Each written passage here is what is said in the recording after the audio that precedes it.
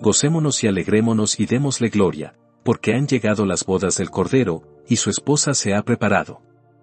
Y a ella se le ha concedido que se vista de lino fino, limpio y resplandeciente, porque el lino fino es las acciones de los santos. Apocalipsis 19:7, 8.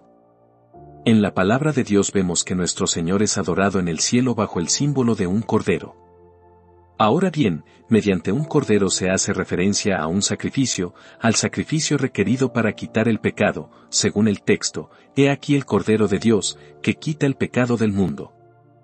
Los ataques de la presente época incrédula van consistentemente dirigidos en contra de la gran doctrina de la expiación y de la muerte sustitutiva, y por eso yo pongo delante de ustedes la verdad que declara que la sustitución y el sacrificio no fueron un recurso temporal sino que continúan vigentes a todo lo largo de la historia de la salvación, y aún en el propio cielo siguen ocupando el lugar más prominente, y continuarán ocupándolo por siempre.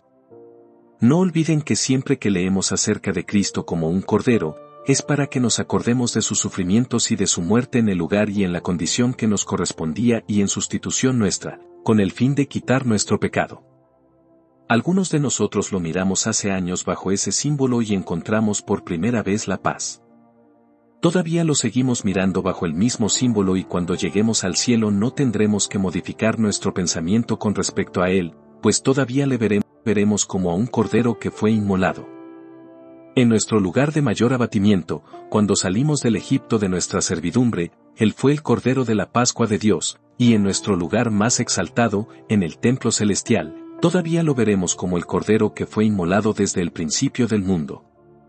Mi principal objetivo esta mañana será mostrarles que la gloriosa y bendita unión que habrá de celebrarse entre la Iglesia y su Señor, serán las bodas del Cordero. La siempre bendita y eterna unión de los corazones con Cristo será, especial y enfáticamente, en referencia a su sacrificio. La unión perfeccionada de la Iglesia entera de Dios con su esposo divino, es descrita aquí por el apóstol amado, el mismo que había reclinado su cabeza en el pecho de su Maestro y sabía más acerca de él y que había recibido la directa inspiración del Espíritu Santo, con estas palabras, han llegado las bodas del Cordero, y su esposa se ha preparado. Sin importar en qué otra cosa pensemos en este momento, mi discurso se enfocará al blanco de nuestro objetivo, es decir, que Jesucristo como el Cordero, como el sacrificio, no solo es el comienzo, sino el fin, no es únicamente el cimiento, sino que es también la piedra de coronamiento de todo el sagrado edificio del templo de la gracia. La consumación de toda la obra de la redención son las bodas de Cristo con la Iglesia, y de acuerdo a las palabras verdaderas de Dios, estas son las bodas del Cordero. Voy a exponer estas bodas de la mejor manera posible. El tema está divinamente revelado a la par que está velado en esta revelación del Apocalipsis. Ni Dios quiera que nos inmiscuyamos ahí donde el Espíritu Santo nos deja fuera, pero, aún así, reflexionemos sobre lo que sabemos, y que el Sagrado Espíritu haga que sea de utilidad para todos nosotros. Y, en primer lugar, les pido su atención a los antecedentes de estas bodas. ¿Qué sucederá antes de que se celebren las nupcias públicas? Un importante evento será la destrucción de la iglesia ramera. Acabamos de leer el capítulo anterior que declara la arrolladora destrucción que le corresponderá a ese malvado sistema. Cualquier iglesia que ponga en lugar de la justificación por la fe en Cristo a cualquier otro método de salvación, es una iglesia ramera. La doctrina de la justificación por la fe en Cristo es la creencia básica que define si una iglesia permanece firme o cae. Allí donde la sangre es preciosa, hay vida, allí donde se predica y se ama la expiación por medio del sacrificio, allí el Espíritu de Dios da un testimonio eficaz, pero donde los sacerdotes humanos ocupan el lugar de Jesús, donde los perdones pueden ser comprados, donde hay un sacrificio incruento en lugar de la grandiosa propiciación y donde los sacramentos son exaltados como los medios de la regeneración, allí la iglesia ya no es más una casta virgen para Cristo sino que se ha desviado de su pureza. El sistema anticristiano debe ser completamente extirpado y quemado con fuego, pues se puede percibir en el versículo 14 del capítulo 17 que quienes estaban asociados con esta falsa iglesia, pelearán contra el Cordero, y el Cordero los vencerá, porque Él es Señor de señores y Rey de reyes, y no ha habido una guerra más perversa ni más resuelta contra el Cordero, que la que ha sido librada por la superstición respaldada por la incredulidad. La iglesia ramera y la bestia de la infidelidad están en una alianza real contra la simple fe de Cristo. Si ustedes guían a los hombres, sin importar a dónde, si los guían por un camino que los aleja de Cristo, los están guiando al anticristo. Si les enseñaran algo, sin importar cuán filosófico pudiera parecer, que de cualquier manera les impida edificar sobre el único cimiento de la consumada y gloriosa obra de Cristo, habrían puesto un cimiento anticristiano y todo lo que fuere construido sobre ese fundamento será destruido. Todo lo que se erija en oposición al sacrificio de Cristo debe ser derribado y forzado a hundirse con una piedra de molino en la corriente. Pluguiera a Dios que llegara la hora. O, que la propia diestra del Señor fuese desnudada y que oyéramos el grito, ha caído la gran Babilonia. A nosotros nos corresponde esperar la pronta venida de nuestro Señor, con todo, si Él se demorara, pudieran pasar muchos días antes de que en un solo día vengan sus plagas. Pero por mucho que esperemos, así sucederá, el día vendrá cuando la verdadera iglesia sea honrada y la iglesia ramera sea aborrecida. La esposa de Cristo es ahora una especie de cenicienta sentada en medio de ceniza. Ella es como su Señor, despreciada y desechada entre los hombres, los guardas la golpean y la despojan del velo, pues no la conocen, así como tampoco conocieron a su Señor. Pero cuando Él venga, entonces ella vendrá también, y en su gloriosa manifestación también brillará como el sol en el reino del Padre. Además, en el contexto inmediato notamos que antes de las bodas del Cordero se oyó una voz peculiar. Lean el versículo 5, y salió una voz. ¿De dónde? Salió del trono una voz. ¿De quién era esa voz? No era la voz del Dios eterno, pues decía, alabad a nuestro Dios todos sus siervos. Entonces, ¿de quién podría ser esa voz? Nadie sino Dios pudiera estar en el trono, salvo el Cordero, quien es Dios. Ciertamente fue Él quien dijo, alabad a nuestro Dios. El mediador, Dios y hombre en una persona, estaba en el trono como un Cordero, y anunciaba el día de sus propias bodas. ¿Quién debería hacerlo sino Él? Salió del trono una voz que decía, alabad a nuestro Dios todos sus siervos, y los que le teméis, así pequeños como grandes. Él pronuncia la palabra que invita a todos los siervos de Dios a alabarle, porque su victoria completa ya había tenido lugar. Anhelando ver el fruto de la aflicción de su alma, ávido de juntar a todos sus elegidos, Él habla, pues la plenitud del tiempo ha llegado cuando su gozo será cumplido, y se gozará por toda la compañía de sus redimidos que serán por siempre uno con Él mismo. La voz proveniente del trono es muy notable pues muestra cuán cercanamente el exaltado Cristo está emparentado con su pueblo. Dice a todos los redimidos, alabad a nuestro Dios todos sus siervos. Eso me recuerda sus memorables palabras, subo a mi Padre y a vuestro Padre, a mi Dios y a vuestro Dios. No se avergonzaba entonces de asociarse con su pueblo en la excelsa posesión de su Padre y de su Dios, y allá arriba, sobre el trono, dice, alabad a nuestro Dios. No sé qué impacto tenga en ustedes este lenguaje, pero, para mí, expone con mucha fuerza su amor, su condescendencia, su fraternización y su unión con su pueblo. Puesto que no sé cómo explicárselos, debo dejar que reflexionen al respecto. Aquel que subió triunfante al trono, el Salvador cuyos conflictos pasaron y que se ha ganado la recompensa eterna de sentarse con el Padre en su trono, se une aún a nosotros en alabanza, y dice, alabad a nuestro Dios todos sus siervos. No se avergüenza de tener comunión ni siquiera con el más insignificante de los miembros de su pueblo, pues agrega, y los que le teméis, así pequeños como grandes. Verdaderamente nuestro pariente es aquel varón, y uno de los que pueden redimirnos. En lazos de sangre, siendo uno con los pecadores. Nuestro Jesús ha ido a la gloria. En esa gloria reconoce todavía la amada relación suya y canta alabanzas a Dios en medio de la iglesia, Hebreos 2:11, 12. Noten enseguida la respuesta a esta voz, ya que precede también a las nupcias. Tan pronto como esa augusta voz convocó a la alabanza, inmediatamente oí como la voz de una gran multitud. Él oyó el sonido entremezclado como de un innumerable ejército cuyos elementos se unían en el cántico, pues los redimidos del Señor no son unos cuantos. Nadie puede contarlos. De todo linaje y lengua y pueblo y nación, responden en aquel día a la voz del Cordero, diciendo, aleluya, porque el Señor nuestro Dios Todopoderoso reina. Era tan estrepitoso el sonido de todas esas voces entremezcladas que sonaban como el estruendo de muchas aguas, como rugientes cataratas o como océanos en su plenitud. Era como si todas las olas del Atlántico y del Pacífico y del Mar del Norte y del Sur alzaran sus voces y como si un abismo respondiera a otro abismo. Y no es que la figura fuera demasiado exagerada, pues Juan le añade otra comparación diciendo, como la voz de grandes truenos. Hemos oído en los últimos días los truenos por encima del ruido ensordecedor de nuestras calles, y nos hemos estremecido por la terrible artillería del cielo. Tal era el sonido de las entremezcladas voces de los redimidos cuando todos se unieron para rendir honor a Dios, porque las nupcias del Cordero habían llegado. ¿Quién podría imaginar las aclamaciones en aquel glorioso día? Nosotros predicamos ahora el Evangelio en una esquina, por decirlo así, y pocos hay que aplaudan al Rey de Reyes. El Cristo prosigue todavía su camino a lo largo del mundo como un ser desconocido y olvidado, y su iglesia, yendo en pos de él, parece una mujer acongojada y desamparada. Hay pocos que se preocupan por ella. Pero en aquel día cuando su Señor sea visto como el Rey de Reyes y ella sea reconocida abiertamente como su esposa, que voces de bienvenida se oirán, que estallidos de alabanza y de adoración habrá para el Señor Dios omnipotente.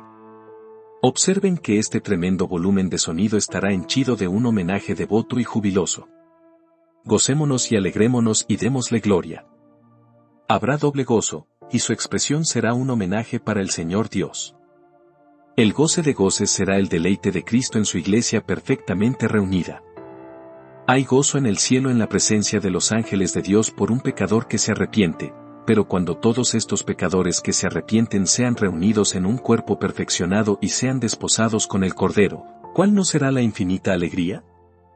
El cielo es siempre el cielo y está indeciblemente henchido de bienaventuranza, pero aún el cielo tiene sus días de fiesta, aún la bienaventuranza tiene sus desbordes. Y en aquel día cuando la marea viva del infinito océano de dicha hubiere venido, ¿qué inundación de deleite sin medida anegará las almas de todos los espíritus glorificados cuando perciban que llegó la consumación del gran designio del amor, han llegado las bodas del Cordero, y su esposa se ha preparado?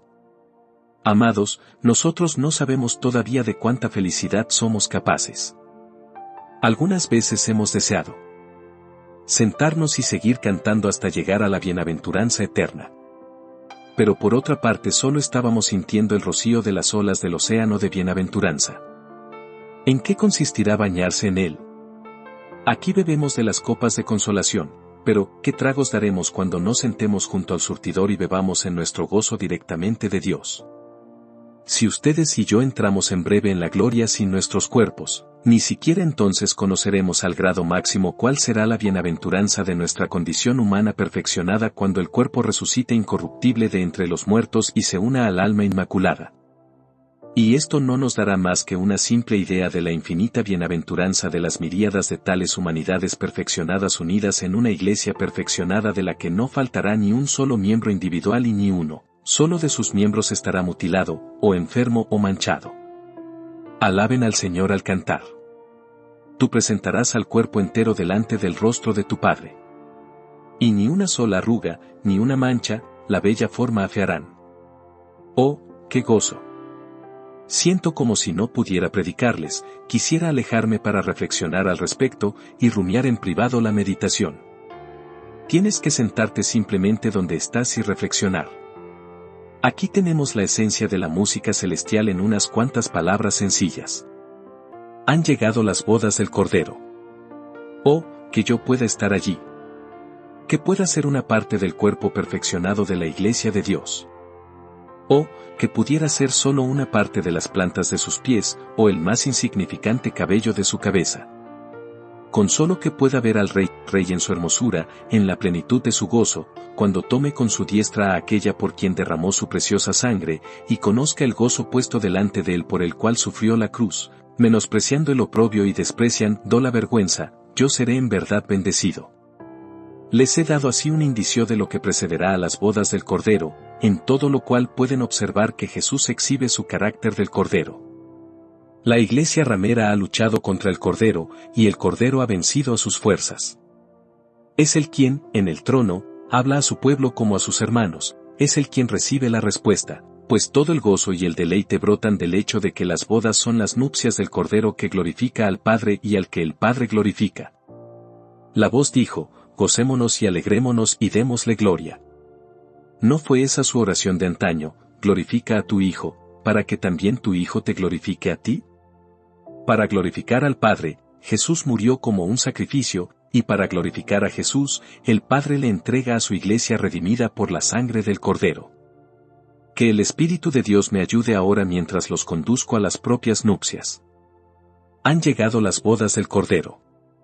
Con frecuencia, al oír acerca de estas bodas del Cordero, yo me pregunto seriamente si alguien aquí tiene alguna idea precisa de su significado. El Dean Alfred dice, esta figura de unas nupcias entre el Señor y su pueblo es demasiado frecuente y familiar para que necesite una explicación.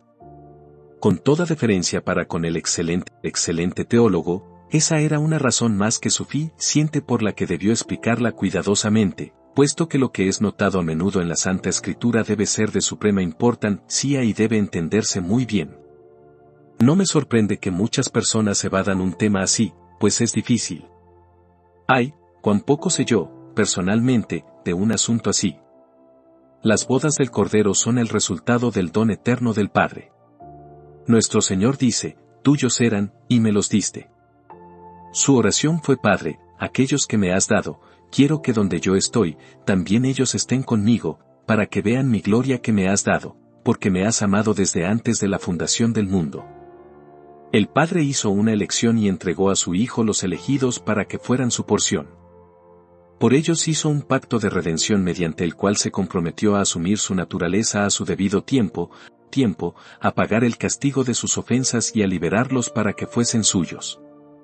Amados, eso que fue arreglado en los concilios de la eternidad y acordado allí por las excelsas partes contrayentes, es llevado a su última consumación en aquel día cuando el Cordero tome para sí en eterna unión a la totalidad de aquellos que le fueron dados por su Padre desde la eternidad. Enseguida, este es el cumplimiento del compromiso nupcial que se llevó a cabo con cada uno de ellos en el tiempo. No voy a intentar elaborar distinciones, pero hasta donde nos concernía a ustedes y a mí, el Señor Jesús celebró esponsales con cada uno de nosotros en justicia, cuando creímos por primera vez en Él. Luego nos tomó para que fuésemos suyos, y se entregó para ser nuestro, de tal manera que pudimos cantar, mi amado es mío, y yo suya. Esta era la esencia de las nupcias. Pablo, en la epístola a los Efesios, representa a nuestro Señor como estando ya casado con su iglesia. Esto puede ser ilustrado mediante la costumbre oriental por la cual, cuando la esposa es prometida en matrimonio, todas las santidades del matrimonio están involucradas en esos esponsales, aunque pudiera haber todavía un considerable intervalo antes de que la novia sea llevada a la casa de su marido. Ella habita en su antiguo hogar, y no ha olvidado todavía a su parentela y a la casa de su padre, aunque a pesar de todo esté desposada en verdad y justicia. Posteriormente es llevada a casa en el día señalado, el día que deberíamos llamar el de las nupcias reales, pero, con todo, los esponsales para los orientales son la propia esencia del matrimonio. Bien, entonces, ustedes y yo estamos prometidos a nuestro Señor hoy, y Él está unido a nosotros con lazos indisolubles. Él no desea separarse de nosotros, ni nosotros podríamos separarnos de Él. Él es el deleite de nuestras almas y se regocija por nosotros con cánticos. Alégrense porque Él los ha elegido y los ha llamado, y después del compromiso espera la boda con ansias. Han de sentir aún ahora, que aunque estén en el mundo, no son de Él, su destino no está aquí entre estos frívolos hijos de los hombres. A partir de ahora nuestro hogar está en lo alto. Mi corazón está con Él en su trono, y a duras penas soporta la demora, cada momento está oyendo la voz, levántate y vamos. El día de las bodas indica el perfeccionamiento del cuerpo de la iglesia. Ya les he dicho que entonces la iglesia estará completa, pero que todavía no lo está.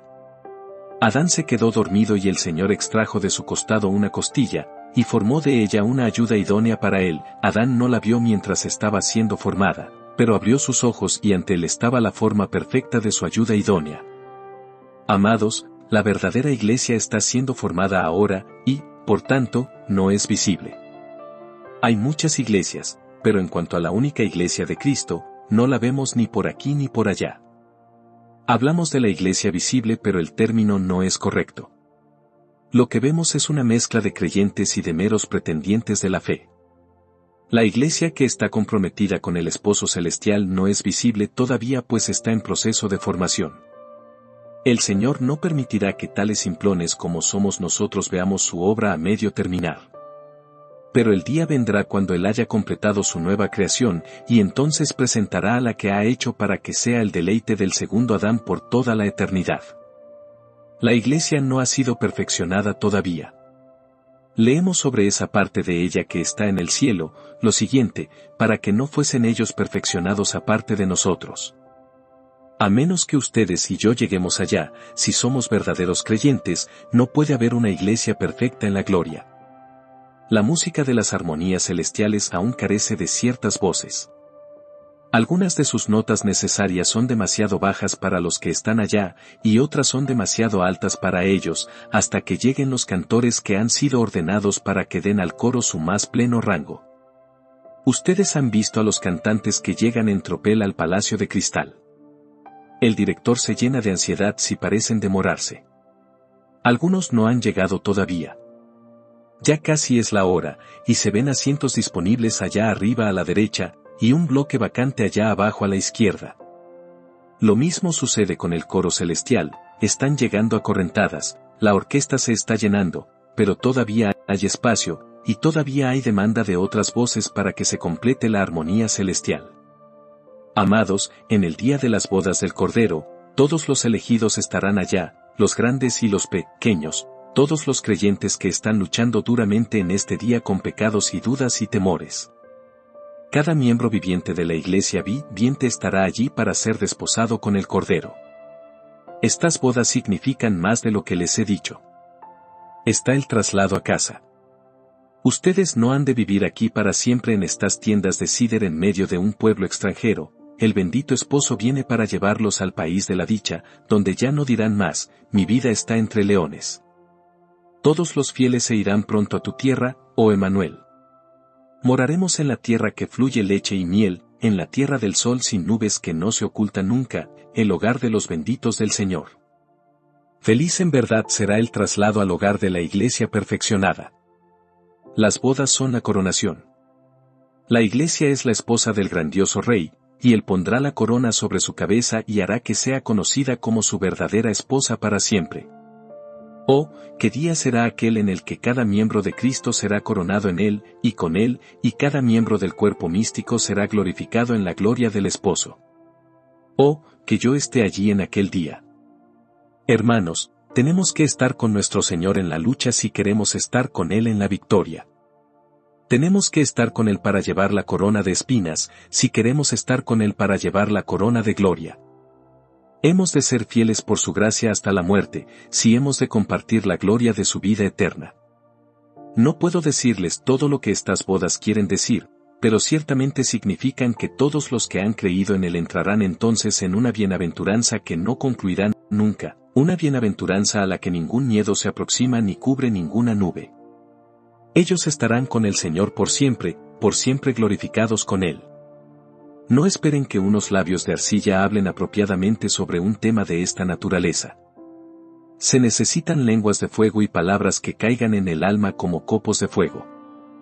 El día vendrá, el día de días, corona y gloria del tiempo, cuando, habiendo concluido para siempre todo conflicto y riesgo y juicio, los santos, vestidos con la justicia de Cristo, serán eternamente uno con Él en una unión viva, amorosa y permanente, compartiendo juntos la misma gloria, la gloria del Altísimo. ¿Qué será estar allí? Mis queridos oyentes, ¿estarán allí ustedes? Procuren hacer firme su vocación y elección. Si no confían en el Cordero en la tierra, no reinarán con el Cordero en su gloria. El que no ama al Cordero como el sacrificio expiatorio, nunca será la esposa del Cordero. ¿Cómo puedes esperar ser glorificado con Él si lo abandonas en el día de su escarnio? Oh, Cordero de Dios, mi sacrificio, yo he de ser uno contigo, pues eso constituye mi propia vida. Querido oyente, si puedes hablar de esa manera, hay una buena esperanza de que participes en las bodas del Cordero. 3. Pero pasemos ahora a considerar enfáticamente el hecho de que el carácter bajo el que se presenta el esposo es el de un cordero. Han llegado las bodas del Cordero. Tiene que ser así porque ante todo nuestro Salvador fue el Cordero en el pacto eterno cuando todo este asunto fue planeado, arreglado y establecido por la previsión y el decreto de la eternidad. Él es el Cordero que fue inmolado desde el principio del mundo y Él se comprometió en el pacto a ser la fianza, el sustituto y el sacrificio por los hombres culpables. Entonces, y no de ninguna otra manera, fue así desde la antigüedad. A continuación fue como el Cordero que nos amó y demostró su amor. Amados, Él no nos dio meramente palabras de amor cuando descendió del cielo a la tierra y habitó entre nosotros como un hombre humilde delante de sus enemigos, sino que realizó actos del más sincero afecto. La prueba suprema de su amor fue que como un cordero fue conducido al matadero. Cuando derramó su sangre como un sacrificio, se podría haber dicho, mirad cómo los amaba. Si quisieran demostrar el amor de Jesús, no mencionarían la transfiguración, sino la crucifixión. Tendrían en sus labios Getsemaní y el Gólgota. Allí el bien amado demostró su amor por nosotros y quedó asentado más allá de toda posibilidad de duda para todo corazón sincero. Vean que dice, Él me amó, y se entregó por mí, como si esa entrega de sí por mí fuera la clara prueba de que me amó. Lean de nuevo, Cristo amó a la Iglesia, y se entregó a sí mismo por ella.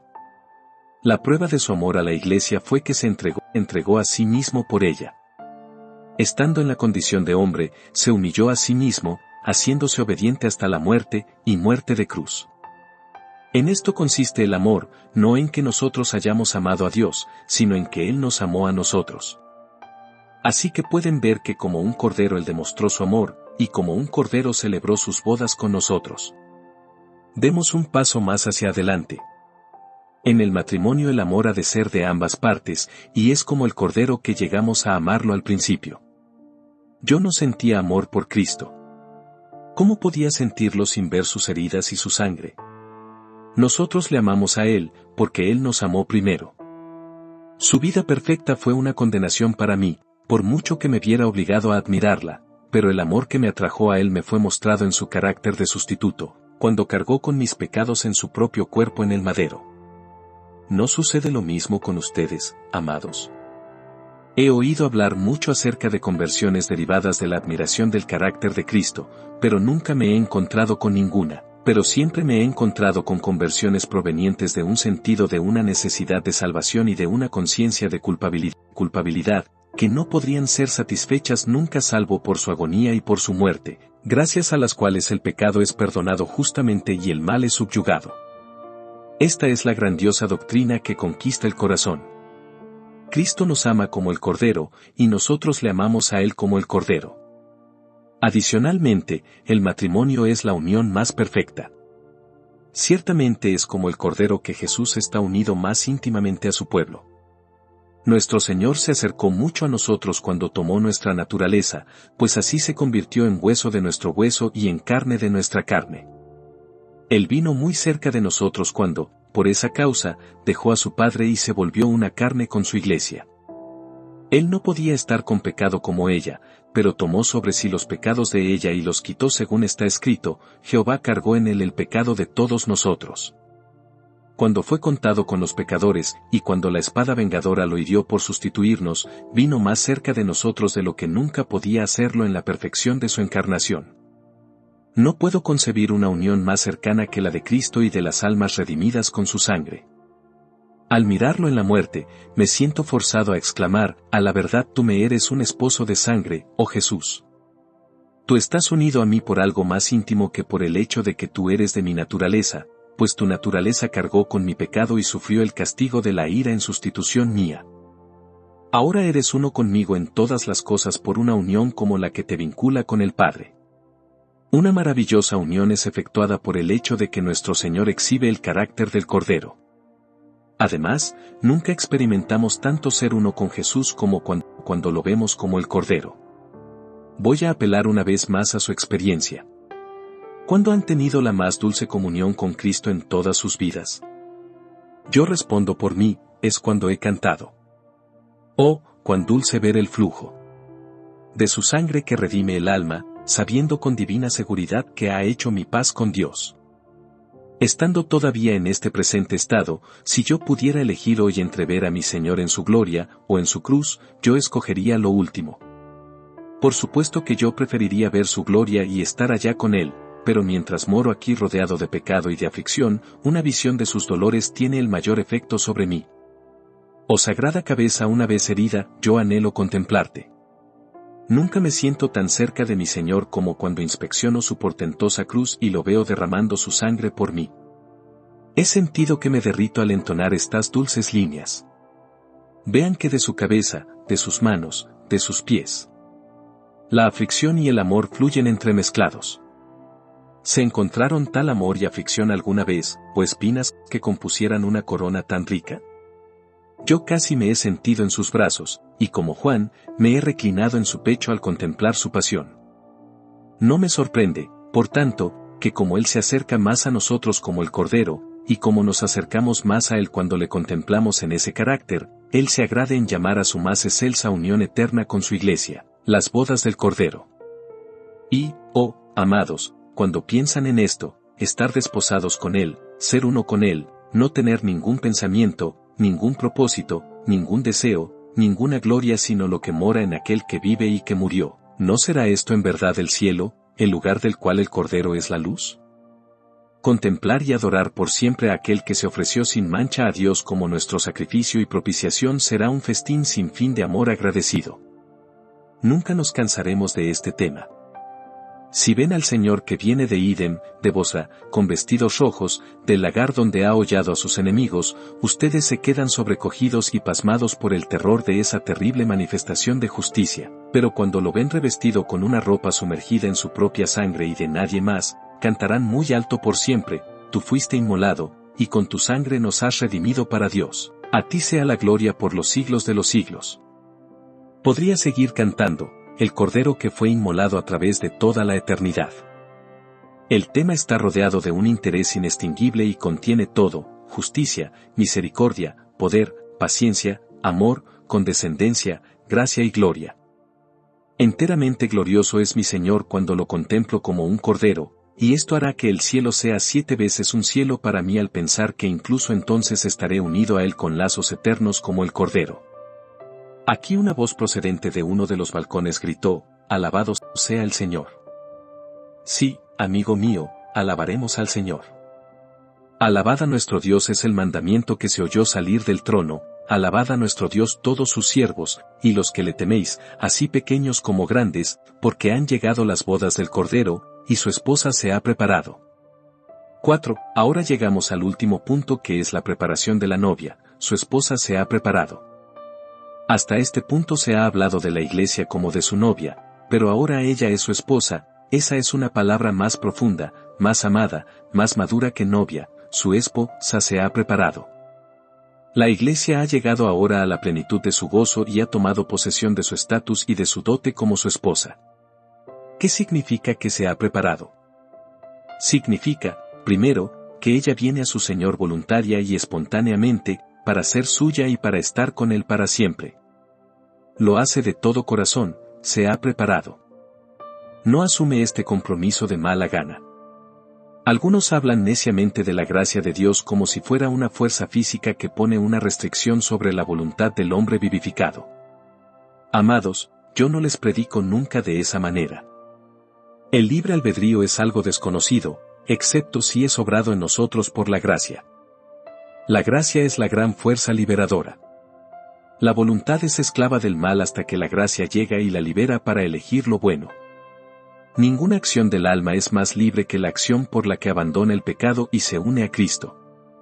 Entonces el hombre vuelve en sí.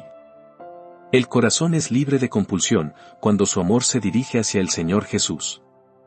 Yo les pregunto a todos los que le aman, ¿sienten que van en contra de su voluntad al hacerlo? Sucede todo lo contrario pues desean amarlo más.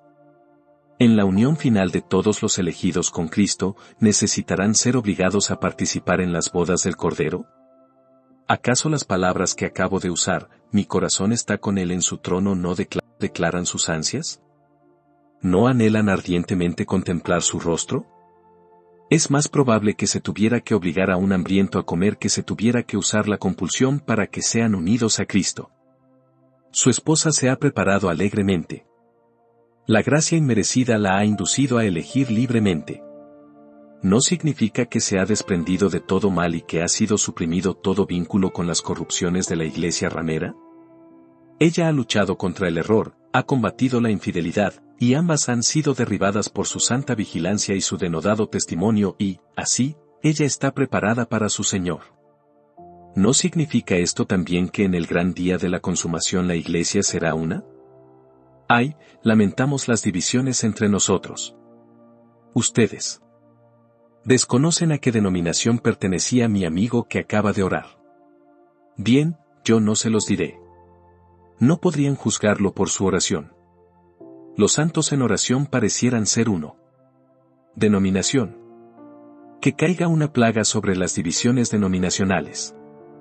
Debería haber solo una denominación, deberíamos denominarnos por el nombre de Cristo, así como la esposa es llamada por el nombre de su marido. En tanto que la Iglesia de Cristo tenga que decir, mi brazo derecho es episcopaliano y mi brazo izquierdo es wesleyano y mi pie derecho es bautista y mi pie izquierdo es presbiteriano o congregacionalista, no está preparada para las bodas. Estará preparada cuando haya lavado estas manchas, cuando todos sus miembros tengan un Señor, una fe, un bautismo. La unidad es una parte importante de la preparación de la que se habla aquí. Yo les ruego que noten cuál fue la preparación. Está descrita en el versículo 8, a ella se le ha concedido. No voy a abundar más al respecto de eso, pues de cualquier manera que se hubiere preparado, de cualquier manera que se hubiere vestido, le fue concedido. Observen que la iglesia ramera vestía también lino fino, pero por otra parte lo combinaba con púrpura y seda y carmesí y piedras preciosas y perlas. Yo no sé de dónde sacó la ramera su guardarropa, pero sí sé dónde encontró su vestido de boda la verdadera iglesia, pues escrito está, a ella se le ha concedido. Fue un don de la gracia soberana, el don gratuito de su propio amado, a ella se le ha concedido. Recibió una concesión proveniente del trono, una concesión real, un derecho indisputable. Nosotros vamos también al cielo gracias a una concesión real. No tenemos nada propio que nos pudiera llevar allá por derecho, ningún mérito del que se pudiera alardear, pero a nosotros se nos concede también la aceptación en el amado. Oh, es algo glorioso mantenerse firme gracias a la ejecutoria de nobleza, respaldada con el gran sello del cielo. Cuando seamos unidos a Jesús, el siempre bendito Cordero, en un eterno connubio, nuestra idoneidad para estar allí será por una concesión gratuita. Vean el vestido de la esposa, a ella se le ha concedido que se vista de lino fino, limpio y resplandeciente. Cuán sencillo es su vestido. Únicamente lino fino, limpio y resplandeciente. Entre más sencilla sea nuestra adoración, mejor será. La verdadera iglesia de Cristo se contenta con lino limpio, y nada más. Ella no pidió esas cosas finas de las que leemos en conexión con la ramera. Ella no le envidiaba a la impúdica sus arpistas, ni sus músicos, ni sus flautistas ni sus trompetistas, ella estaba contenta con su arpa sencilla y con su cántico jubiloso. Ella no necesitaba ningún tipo de vasos de marfil ni de madera preciosa, ni de bronce, ni de hierro ni de mármol. No buscaba canela, ni olores, ni ungüentos ni ninguna de esas galas con las que la gente adorna su adoración hoy en día. Entre más sencillo, mejor. Pienso que habríamos perdido nuestro camino si al celebrar nuestro culto las voces de la gente se oyeran tan solo como el sonido que pudiera formarse por el gorjeo de media docena de gorriones, debido a que una inundación de ruido procedente de un órgano gigantesco ahoga toda la alabanza. Entre más sencilla sea la adoración será mejor, ya sea en la oración o en la alabanza o en cualquier otra cosa. La iglesia ramera se engalana con su arquitectura, con sus tiaras, con su perfumería, con su oratoria y con su música, pero quienes quieren seguir al Cordero por donde quiera que va, mantendrán pura y simple su adoración, su práctica y su doctrina, evitando todas las lisonjas de la política carnal y de la sabiduría humana, contentos con la verdad que está en Jesús. ¿Qué es más hermoso que el lino limpio y resplandeciente? En el griego, nuestro texto dice así, lino fino, limpio y resplandeciente, porque el lino fino es la justicia de los santos. Nuestra versión revisada no nos ha dado, en este caso, una traducción, sino una explicación, y esa explicación es una reducción del sentido. La palabra de los revisores es el lino fino es las acciones justas de los santos. Esa palabra acciones es una inserción hecha por ellos. La palabra justicia tiene un significado más pleno, es sumamente amplia, y ellos la han estrechado y la han aplicado indebidamente. Tendremos un conjunto completo de justicias en la justicia de Cristo, activa y pasiva, una prenda para la cabeza, una prenda para los pies, y una para los lomos. ¿Qué justicia tenemos? Justicia impartida por el poder del Espíritu, justicia imputada por el decreto de Dios. Toda forma de justicia formará parte del atuendo del creyente, solo que todo ello es concedido, y nada de ello es producto de nuestra compra. No tendremos la justicia de Cristo para cubrir nuestro pecado, como blasfemamente afirman algunos, pues no tendremos ningún pecado que deba ser cubierto. No necesitaremos la justicia de Cristo para hacer que un corazón maligno parezca puro, seremos tan perfectos como nuestro Padre en el cielo es perfecto. Lavados en la sangre del Cordero, no tendremos ninguna mancha ni en nuestro exterior ni en nuestro interior. Tendremos una justicia completa y, vestidos con ella, seremos cubiertos con la hermosura de la santidad. Este vestido es sumamente apropiado, pues es la justicia de los santos. Los santos tienen que tener justicia. Ellos mismos son hechos santos, y por tanto, tienen que estar adornados con una santidad visible, y lo estarán. Lo mejor de todo es que estaremos vestidos en aquel día con lo que agrada al esposo. ¿Acaso no recuerdo lo que dijo él, yo te aconsejo que de mí compres, vestiduras blancas? Sí, ella se ha acordado de su petición. Ella no tiene otra cosa que ese lino resplandeciente que es la justicia de los santos y en esto él se deleita. Ella viene al Cordero mostrando el resultado de su propia pasión y de su propio espíritu y por eso ella es muy agradable a sus ojos. El Señor verá en ella el fruto de la aflicción de su alma, y quedará satisfecho. Habré concluido una vez que haga esta pregunta de nuevo, ¿confías en el Cordero? Te advierto que si tú tienes una religión que no contiene nada de la sangre de Cristo, no vale la pena en absoluto, es mejor que te deshagas de ella pues no te servirá de nada. Te advierto también que a menos que ames al Cordero no podrás desposarte con el Cordero, pues él nunca se desposará con quienes no sienten ningún amor por él. Tienes que recibir a Jesús como un sacrificio, o no lo recibirás del todo. Es inútil decir, voy a seguir el ejemplo de Cristo. No harás nada que se parezca a eso.